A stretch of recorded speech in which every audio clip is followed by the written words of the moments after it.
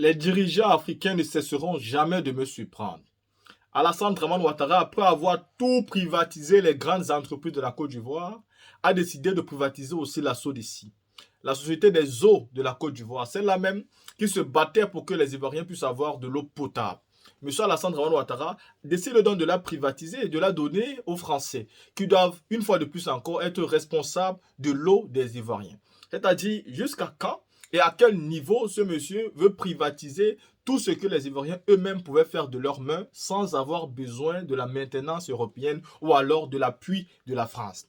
Là, encore une fois de plus, la France l'a pris. Qu'est-ce qui se passe? Apparemment, les Ivoiriens sont en train de vivre une situation très délicate à cause du problème d'eau.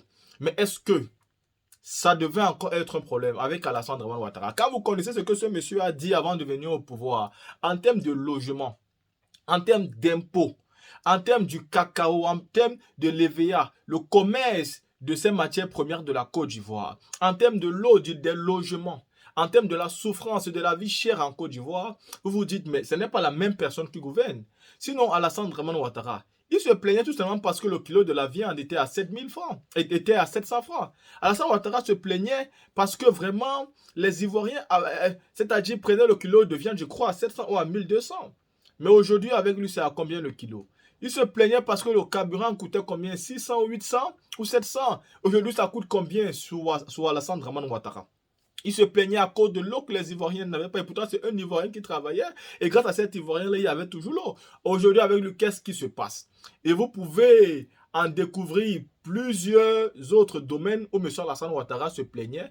Et depuis qu'il est arrivé au pouvoir, il fait pire. C'est exactement comme il se plaignait du fait qu'on l'accusait d'être étranger. Et qu'à cause de ça, il ne pouvait pas être président. Mais aujourd'hui, avec lui, c'est pire. Vous avez ces militants qui traitent les militants des autres d'étrangers. Et pire, vous avez les militants du RHDP, ancien RDR, qui traitent les militants du GPS, c'est-à-dire le parti de Guillaume Soro d'étrangers. Et pourtant, c'est Guillaume Soro qui a porté l'exemple pour qu'Alassane Ouattara vienne au pouvoir.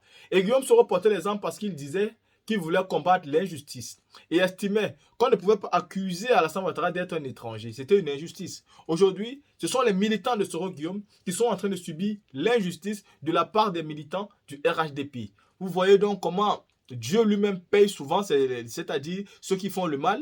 Si tu fais le mal, c'est Dieu qui te paye ici-bas. Aujourd'hui, les militants de Soro sont en train de payer le prix fort de leur combat pour Alassane Dramane Ouattara. Et ce n'est plus d'autres personnes qui les fait payer ça. C'est Alassane Ouattara lui-même, en les accusant d'être des étrangers, en les stars de Soule de Paris, qui est traité aujourd'hui d'être un Guinéen. Nous, on a envie de dire que même si c'était vrai, les gens du RHDP seulement devaient la boucler.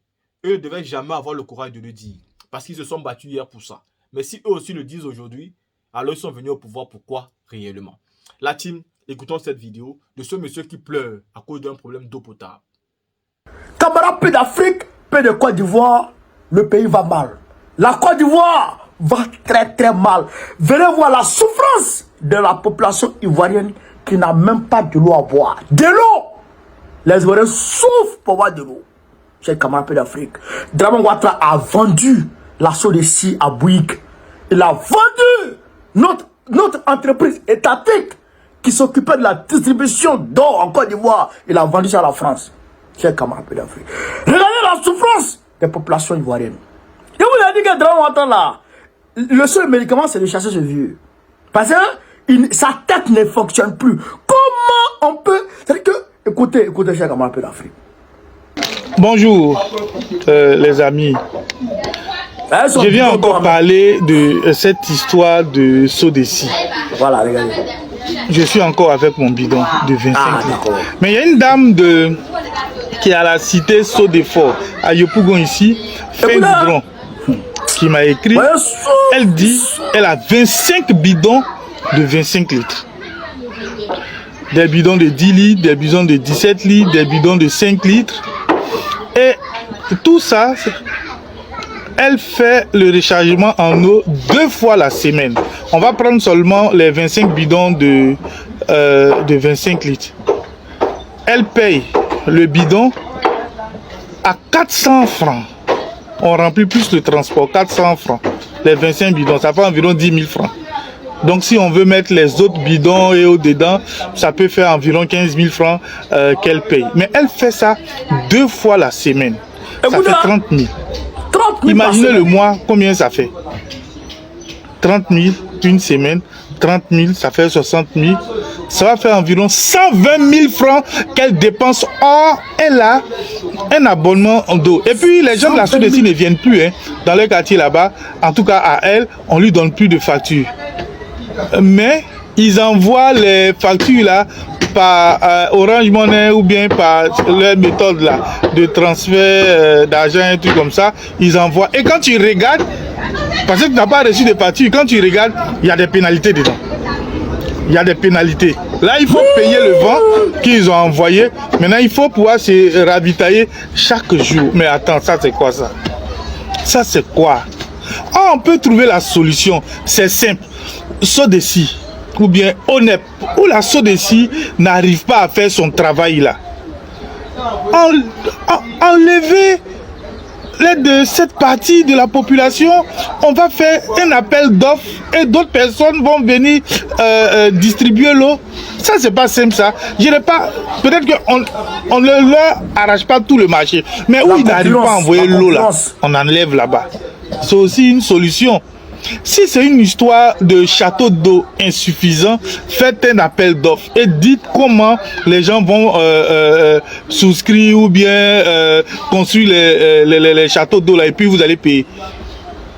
Aïe, on peut rester dans ça, c'est-à-dire que tu vas avoir ton salaire, tu vas mettre tout dans l'eau.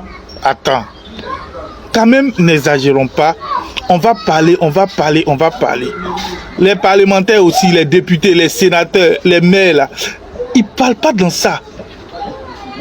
Mais ça, ce n'est pas une histoire même de politique politicienne. Hein? Ce n'est pas une politique politicienne. Essayez de parler de ça. Essayez de parler de ça. Parce que les gens ont un besoin d'eau, ils veulent boire de l'eau. C'est ce qui est la vérité, c'est ça qui est la vérité. Et cette femme-là, qui m'a écrit une bosse là, ça c'est un élément parmi une personne parmi des milliers et des millions de personnes. Hein. Si je vais lire tous les commentaires qu'on m'envoie, vraiment ça fait pitié. Ça fait pitié. Essayez de résoudre ce problème d'eau là. Ce problème d'eau là. Ça là c'est bidon d'huile. C'est pas bidon d'eau. C'est bidon d'huile. C'est pas bidon d'eau. Oh, vraiment c'est exagéré quand même. Camarades d'Afrique. Donc, vous venez d'écouter le frère, le frère ivoirien. 120 000 qu'elle paye par mois, la femme. 120 000 qu'elle dépense dans l'eau par mois, avec la vie chère qui est là. 120 000 qu'elle dépense par mois dans l'eau. Chers camarades d'Afrique, voici la Côte d'Ivoire.